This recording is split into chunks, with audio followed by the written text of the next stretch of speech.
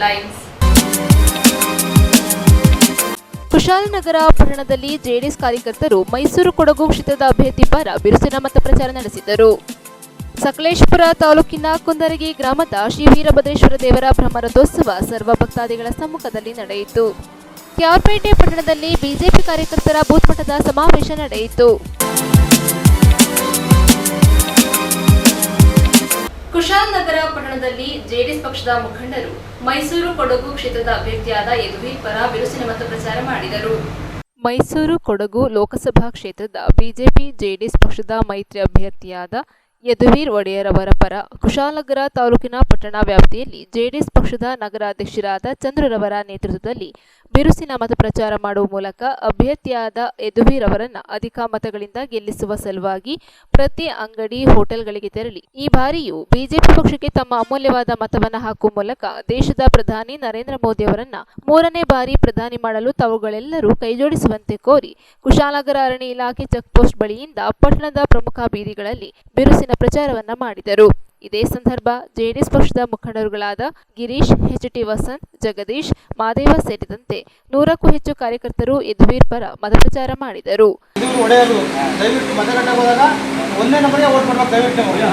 News ಸಂಗಮಕ್ಕಾಗಿ doctor H. Mrugukoti, Kushalanagar. Hassan ಜಿಲ್ಲೆ ಸಕಲೇಶಪುರ ತಾಲೂಕಿನ ಕುಂದರಗಿ ಗ್ರಾಮದ ಶ್ರೀ ವೀರಭದ್ರೇಶ್ವರ ದೇವರ ಬ್ರಹ್ಮರಥೋತ್ಸವ ಸರ್ವ ಭಕ್ತಾದಿಗಳ ಸಮ್ಮುಖದಲ್ಲಿ ನಡೆಯಿತು. ಹಾಸನ ಜಿಲ್ಲೆಯ ಸಕಲೇಶಪುರ ತಾಲೂಕಿನ ಕುಂದರಗಿ ಗ್ರಾಮದ ಶ್ರೀ ವೀರಭದ್ರೇಶ್ವರ ದೇವರ ಬ್ರಹ್ಮರಥೋತ್ಸವ ಹಾಗೂ ಜಾತ್ರಾ ಮಹೋತ್ಸವದ ಪ್ರಯುಕ್ತ ಬೆಳಿಗ್ಗೆ ದೇವಾಲಯದಲ್ಲಿ ವೀರಭದ್ರೇಶ್ವರ ದೇವರಿಗೆ ವಿಶೇಷ ಅಭಿಷೇಕ ನೆರವೇರಿಸಿ ನಂತರ ಬೆಳ್ಳಿಯ ಕವಚವನ್ನು ಧರಿಸಿ ಸುಗಂಧ ಪುಷ್ಪಗಳಿಂದ ಸುಂದರ ರೀತಿಯಲ್ಲಿ ಅಲಂಕಾರವನ್ನ ಮಾಡಲಾಗಿತ್ತು. ಬೆಳಗಿನಿಂದ ಅಧಿಕ ಸಂಖ್ಯೆಯಲ್ಲಿ ಭಕ್ತಾದಿಗಳು ಆಗಮಿಸಿ ದೇವರ ದರ್ಶನವನ್ನ ಮಾಡಿ ಕಣ್ಣು ತುಂಬಿಕೊಂಡು ಪಾವನರಾದರು. ಅರ್ಚಕರ ಸಮ್ಮುಖದಲ್ಲಿ ದೇವರಿಗೆ ವೇದ ಮಂತ್ರಗಳನ್ನು ಜಪಿಸಿ ಮಹಾಮಂಗಳಾರತಿಯನ್ನು ಮಾಡಿದರು.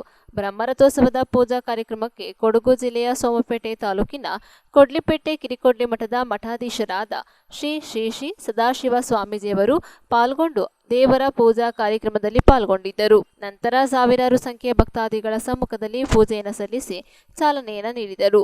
ದೇವಾಲಯವನ್ನ ಹಸಿರು ತೋರಣಗಳಿಂದ ಮತ್ತು ಸುಗಂಧ ಪುಷ್ಪಗಳಿಂದ ಸುಂದರ ರೀತಿಯಲ್ಲಿ ಅಲಂಕಾರವನ್ನ ಮಾಡಲಾಗಿತ್ತು. ಅಕ್ಕಪಕ್ಕದ ಗ್ರಾಮಗಳಿಂದ ಜನಸಾಗರವೇ ರಥೋತ್ಸವಕ್ಕೆ ಸಾಕ್ಷಿಯಾಯಿತು.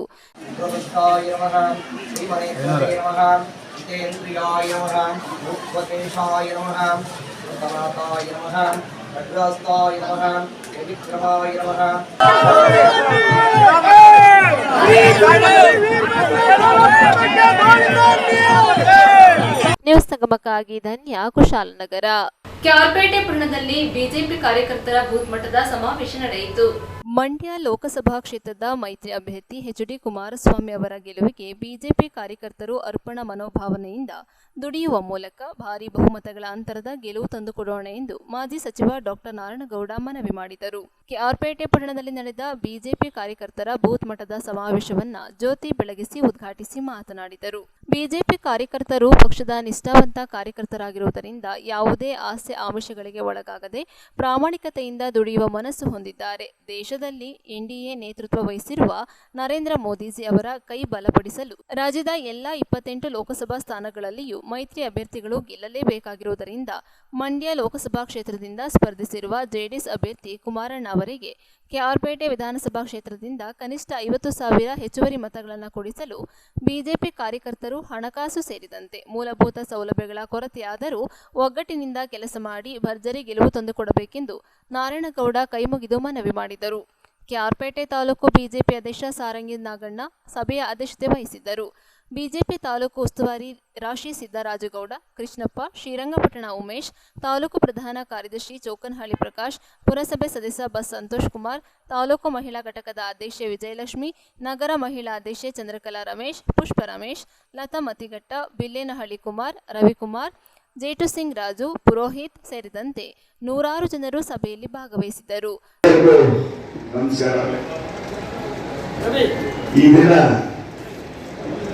ಪ್ರತಿಯೊಂದು ತಾಲೂಕಿನಲ್ಲೂ ಬೂತ್ ಕಮಿಟಿ ಮೀಟಿಂಗ್ ಅನ್ನ ಮಾಡಿ ಯಾವ ರೀತಿ ಬೂತ್ನಲ್ಲಿ ಕೆಲಸಗಳನ್ನ ಮಾಡಬೇಕು, ಅತಿ ಹೆಚ್ಚು ಮತಗಳನ್ನ ಹಾಕಬೇಕು, ಹಾಕೋದು ಯಾಕೆ, ಹಾಕ್ಸೋದು ಹೇಗೆ, ಕರೆತರೋದು ಹೇಗೆ ಅನ್ನೋದನ್ನ ಒಂದು ನಮ್ಮ ಜಿಲ್ಲಾ ಮಟ್ಟದ ಎಲ್ಲ ನಮ್ಮ ಬಿಜೆಪಿಯ ಮುಖಂಡರು ಬಂದು ನಮ್ಮೆಲ್ಲರಿಗೂ ಮನವರಿಕೆ ಮಾಡ್ತಾ ಇರೋದು. ವೇದಿಕೆ ಮೇಲೆ ಉಪಸ್ಥಿತರಾದಂಥ ನಮ್ಮ ಪಕ್ಷದ ಅಧ್ಯಕ್ಷರಾದಂಥ ನಾಗಣ್ಣವರೇ ಮತ್ತು ನಮ್ಮ ಉದ್ದೇಶ ಏನು, ನರೇಂದ್ರ ಮೋದಿ ಅವರ ಪ್ರಧಾನಮಂತ್ರಿಗಳನ್ನ ಮಾಡಬೇಕು ಅನ್ನೋದು ಇಡೀ ಜಗತ್ತೇ ಎದ್ದು ಕುಣಿತಾ ಇದೆ. ಯಾರು ತಡೆಯಲಿಕ್ಕೆ ಸಾಧ್ಯನೇ ಇಲ್ಲ. 405 ಅಂತ ಡಿಕ್ಲೇರ್ ಆಗಿದೆ ಇಂಟೆಲಿಜೆನ್ಸ್ ರಿಪೋರ್ಟ್ ಮತ್ತೆ ಪ್ರತಿಯೊಂದು ರಿಪೋರ್ಟ್ 405 ಅಂದ್ರೆ 405. ಟೋಟಲ್ ಎಷ್ಟು? 9. ಯಾವ ನವಗ್ರಹಗಳಿಗೂ ಅಡ್ಡಿ ಮಾಡಕ್ಕಾಗಲ್ಲ ಅಂತ ಅದ್ರಂತ 405 ಅಂತ ಹೇಳಿದ್ರೆ ಯಾರಾದ್ರೂ ಲಕ್ಕಿ ನಂಬರ್ ಏನು ಅಂತ ಹೇಳಿದ್ರೆ ಟೋಟಲ್ ಹೊಡೆದೇಳಿ ನಾನು ಖಾಲಿಯಾಗಿ 3636 ತಗೊಳ್ತೀನಿ. ಟೋಟಲ್ ಲೆಕ್ಕ ಹಾಕಿ 18 1 9 ಅರ್ಥ ಆಯ್ತಾ ನಿಮ್ಗೆ? ಅದು ಎಲ್ಲ ಒಂದು ಶುಭ ಸೂಚನೆ. ಅದು ಇಡೀ ರಾಷ್ಟ್ರದಲ್ಲೇ ಪ್ರಚಾರ ಆಗೋಗಿದೆ. ಅದಕ್ಕೆ ನಾವು ಖುಷಿ ಪಡ್ಬೇಕು. ಇವಾಗ ಅದ್ರ ಜೊತೆಗೆ ಬೂತ್ ಕಾಸು ಕರಿಮಣಿ ಕಾಯ್ದಾಗೆ ನಾವು ಕೆಲಸಗಳನ್ನ ಮಾಡಬೇಕು. ನಮ್ಮ ಬಿಜೆಪಿ ಪಕ್ಷದಲ್ಲಿ ಕಾಸು ಕರಿಮಣಿ ಕಾಯ್ತಾರ ಸರ್? ನಮ್ಗೆ ಇಷ್ಟನೇ ಇರ್ಬೇಕು. ನೀವು ನಮ್ಮ ಅಧ್ಯಕ್ಷರನ್ನ ನೇಮಿಸ್ಬಿಡ್ತಾರೆ. ನಮ್ಮ ಹಳೆ ಪಾಲಿಸಿಗಳೇ ಇರ್ಬೇಕು. ಕಾಸು ಕರಿಮಣಿ ಕಾಯ್ತೀರಾ ನೀವು? ನಮ್ಮ ಪಕ್ಷದಲ್ಲಿ ಪಾಲಿಸಿ ಇದೆಯಾ?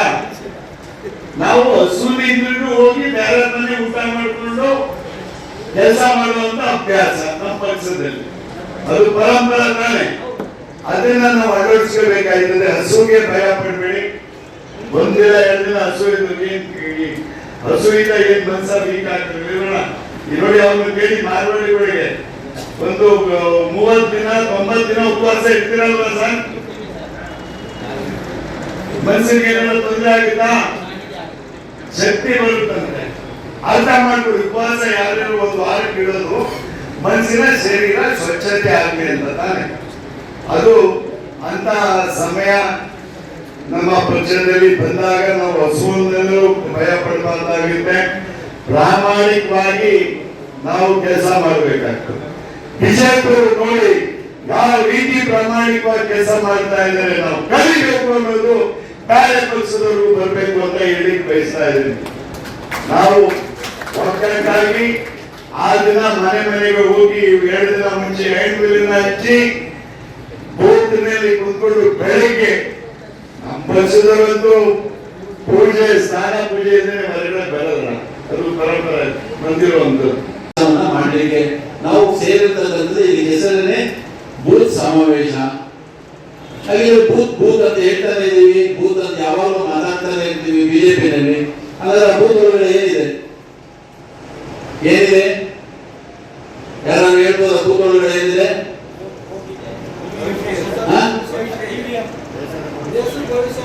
ದೇಶದ ಭವಿಷ್ಯ ಇದೆ. ದೇಶದ ಭವಿಷ್ಯ ಇದೆ. ಇನ್ನೇನಿದೆ ಬೂತಲ್ಲಿ? ಇನ್ನೇನಿದೆ ಇಲ್ಲ. ಅಥವಾ ಕುಮಾರಸ್ವಾಮಿ ಅವ್ರ ಜೋಬಲ್ಲೂ ಇಲ್ಲ, ಮುಂಜಾನೆ ಜೋಬಲ್ಲೂ ಇಲ್ಲ, ಯಾರ ಜೋಬಲ್ಲೂ ಇಲ್ಲ. ಬೂತ ಎಲ್ಲಿದೆ? ಓಟು ಬೂತ್ ನಲ್ಲಿದೆ.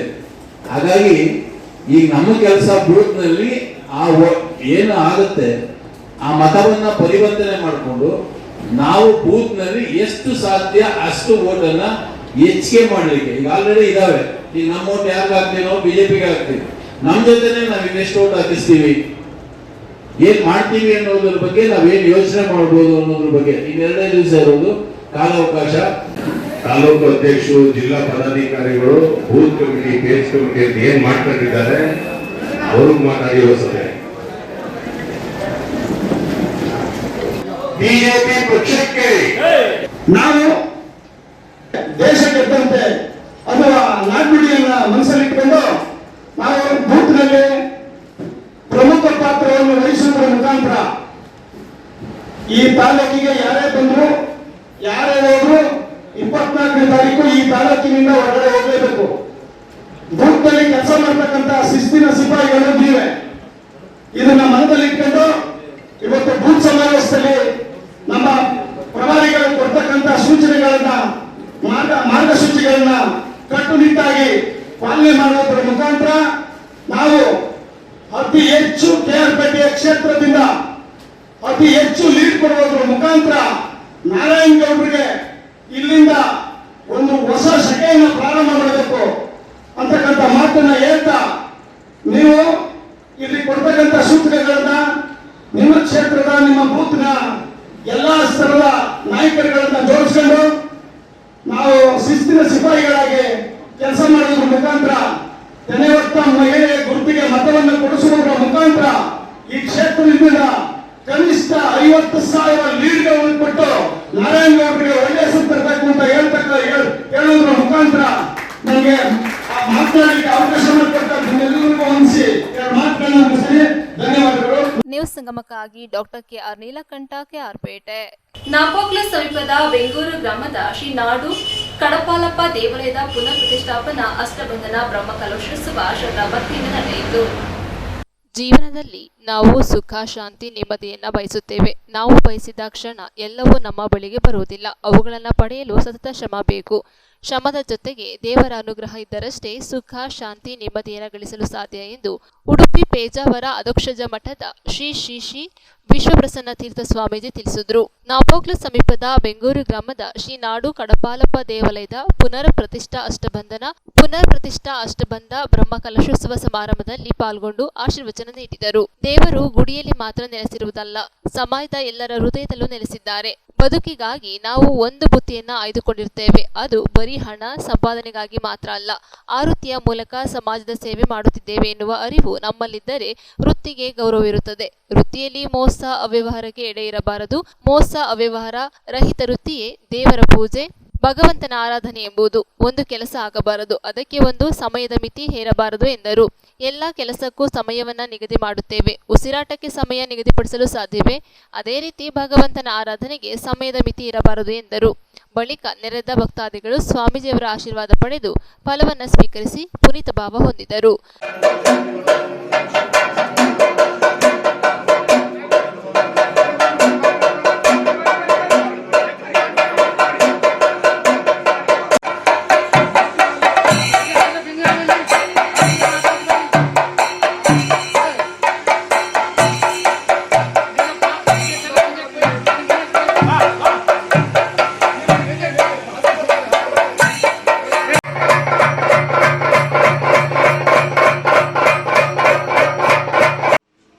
ದೇವರ ಪೂಜೆ ಅನ್ನೋದು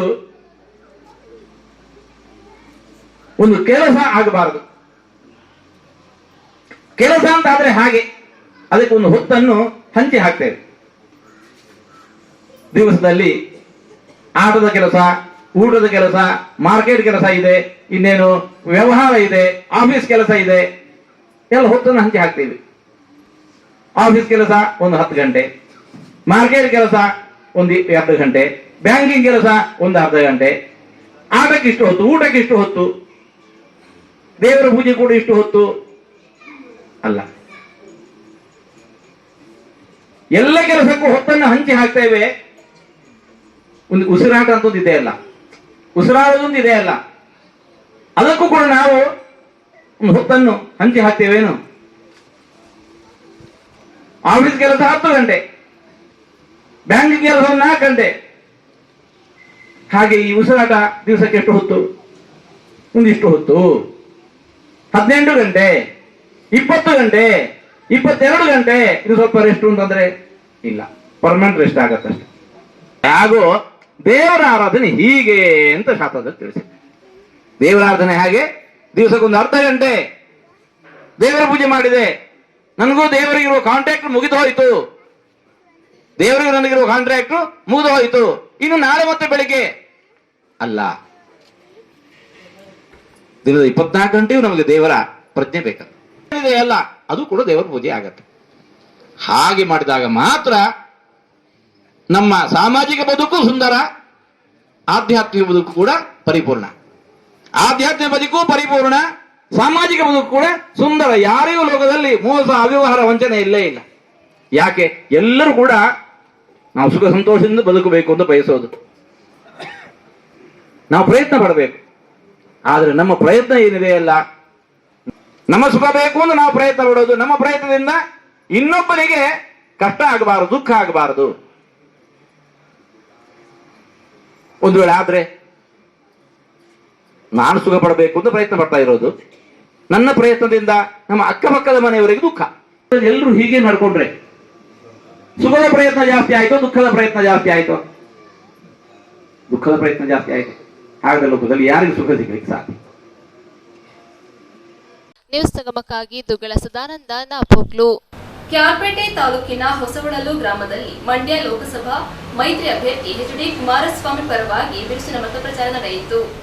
ಕೆಆರ್ಪೇಟೆ ತಾಲೂಕಿನ ಹೊಯ್ಸಳರ ನೆಲೆಬೀಡು ಹೊಸಹೊಳಲು ಗ್ರಾಮದಲ್ಲಿರುವ ಶ್ರೀ ಆಂಜನೇಯ ಸ್ವಾಮಿ ದೇವಾಲಯದಲ್ಲಿ ಮಂಡ್ಯ ಲೋಕಸಭಾ ಮೈತ್ರಿ ಅಭ್ಯರ್ಥಿ ಎಚ್.ಡಿ. ಕುಮಾರಸ್ವಾಮಿ ಅವರ ಗೆಲುವಿಗೆ ಮಾಜಿ ಸಚಿವ ನಾರಾಯಣಗೌಡ, ಎಂಡಿಸಿಸಿ ಬ್ಯಾಂಕ್ ಉಪಾಧ್ಯಕ್ಷ ಅಶೋಕ್ ಮತ್ತು ಪುರಸಭಾ ಸ್ಥಾಯಿ ಸಮಿತಿ ಅಧ್ಯಕ್ಷ ಎಚ್.ಆರ್. ಲೋಕೇಶ್, ಸದಸ್ಯ ಎಚ್.ಡಿ. ಅಶೋಕ್, ತಾಲೂಕು ಪಂಚಾಯಿತಿ ಮಾಜಿ ಸದಸ್ಯ ರಾಜು, ರೈತ ಮೋರ್ಚಾ ಅಧ್ಯಕ್ಷ ಯೋಗೇಶ್ ಸೇರಿದಂತೆ ಎರಡೂ ಪಕ್ಷಗಳ ಕಾರ್ಯಕರ್ತರ ಜೊತೆಗೂಡಿ ವಿಶೇಷ ಪೂಜೆ ಸಲ್ಲಿಸಿ ಮತ ಪ್ರಚಾರ ನಡೆಸಿದರು. ಕಾಂಗ್ರೆಸ್ ನಾಯಕರು ಮಂಡ್ಯ ಜಿಲ್ಲೆಗೆ ಮಾಜಿ ಪ್ರಧಾನಿ ಎಚ್.ಡಿ. ದೇವೇಗೌಡ ಮತ್ತು ನಮ್ಮ ಅಭ್ಯರ್ಥಿ ಕುಮಾರಸ್ವಾಮಿ ಅವರ ಕೊಡುಗೆ ಏನು ಎಂದು ಅಧಿಕಾರದ ಮದ ಮತ್ತು ಸೋಲಿನ ಭಯದಿಂದ ಹತಾಶೆಗೊಂಡು ಹೇಳಿಕೆ ನೀಡುತ್ತಿದ್ದಾರೆ.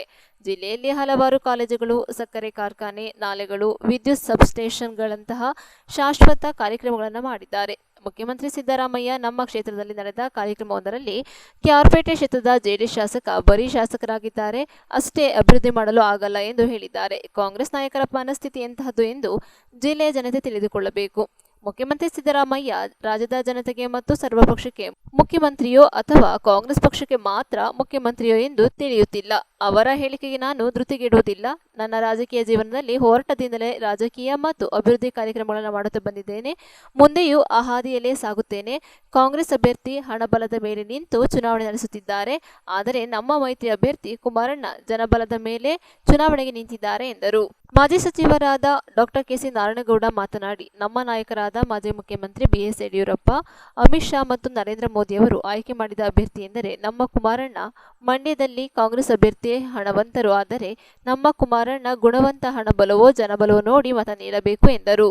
ಗ್ರಾಮದ ಮುಖಂಡ ಹಾಗೂ ಎಂಡಿಸಿಸಿ ಬ್ಯಾಂಕ್ ಉಪಾಧ್ಯಕ್ಷ ಅಶೋಕ್ ಮತ್ತು ಪುರಸಭಾ ಸ್ಥಾಯಿ ಸಮಿತಿ ಅಧ್ಯಕ್ಷರಾದ ಎಚ್.ಆರ್. ಲೋಕೇಶ್, ತಾಲೂಕು ಪಂಚಾಯಿತಿ ಮಾಜಿ ಸದಸ್ಯರಾದ ರಾಜು, ಪುರಸಭಾ ಸದಸ್ಯರಾದ ಎಚ್.ಡಿ. ಅಶೋಕ್, ರೈತ ಮೋರ್ಚಾ ಅಧ್ಯಕ್ಷ ಯೋಗೇಶ್, ಜೆಡಿಎಸ್ ಮತ್ತು ಬಿಜೆಪಿ ಅಭ್ಯರ್ಥಿ ಎಚ್.ಡಿ. ಕುಮಾರಸ್ವಾಮಿ ಅವರ ಪರವಾಗಿ ಜೆಡಿಎಸ್ ಮತ್ತು ಬಿಜೆಪಿ ಎರಡೂ ಪಕ್ಷಗಳ ಕಾರ್ಯಕರ್ತರು ನೂರಾರು ಸಂಖ್ಯೆಯಲ್ಲಿ ಗ್ರಾಮದ ಪ್ರತಿ ಮನೆಗೆ ತೆರಳಿ ಮತಯಾಚಿಸಿದರು.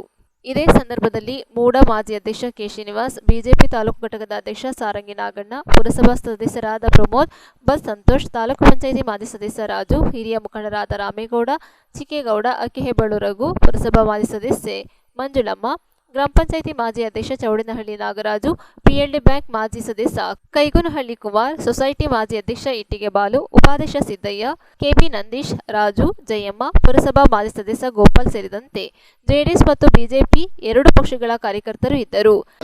ನಾನು ಸಾಷ್ಟಾಂಗ ನಮಸ್ಕಾರಗಳನ್ನು ಮಾಡುತ್ತಾ ಈಗಿನ ಏನು ಹೊಸ ಗ್ರಾಮಕ್ಕೆ ನಾವೆಲ್ಲ ಮತ ಯಾಚನೆಗಾಗಿ ಬಂದಿದ್ದೇವೆ. ಭಗವಂತನ ಪೂಜೆಯನ್ನು ಸಲ್ಲಿಸಿ ಮತ ಯಾಚನೆ ಮಾಡ್ತಿರುವಂತ ಸಂದರ್ಭದಲ್ಲಿ ತಮಗೆಲ್ಲ ಗೊತ್ತಿರೋ ಹಾಗೆ 26ನೇ ತಾರೀಕಿಗೆ ಚುನಾವಣೆ.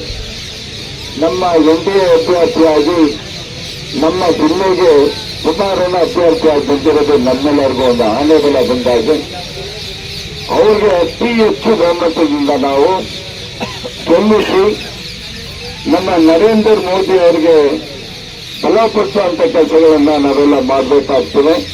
ಯಾಕಂದ್ರೆ ಕುಮಾರಣ್ಣ ಒಬ್ಬರು ಅಭ್ಯರ್ಥಿಯಾಗಿರೋದು ನಮ್ಮ ಮಂಡ್ಯ ಜಿಲ್ಲೆಗೆ ಲಭ್ಯ.